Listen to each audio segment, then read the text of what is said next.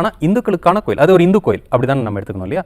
அப்போ இந்து மதத்தின் சாஸ்திரங்கள் படி இந்து மதத்துக்கான கோயிலாக இருந்தாலும் அந்த கோயிலுக்கு யார் வேண்டுமானாலும் வரலாம். நீங்க ராமரை கும்பிடணும் அப்படின்னு ஒரு இஸ்லாமியர் நினைச்சா தாராளமா வரலாம்.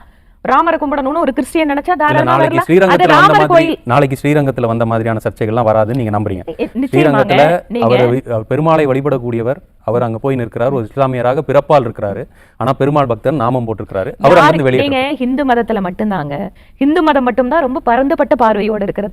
அதனால அந்த மதத்தை கம்பேர் பண்ணிட்டு இதை கம்பேர் பண்ணும்போது நம்மளுக்கு குழப்பம் தான். இல்ல அதுல எனக்கு பிரச்சனை. இது ஒரு ஆன்மீக உணர்வுங்கிறது இங்க யாருக்கும் எந்த தடையுமே கிடையாது. இல்ல நான் இப்ப இந்து மதத்துக்குள்ளேயே தான் கேட்க வரேன். அதாவது இன்விடேஷன் இன்னொருத்தருக்கும் போயிருக்கு, பூரி சங்கராச்சாரியாருக்கு போயிருக்கு, ஆனா நான் வரமாட்டேன்னு அவர் நிராகரிக்கிறார்.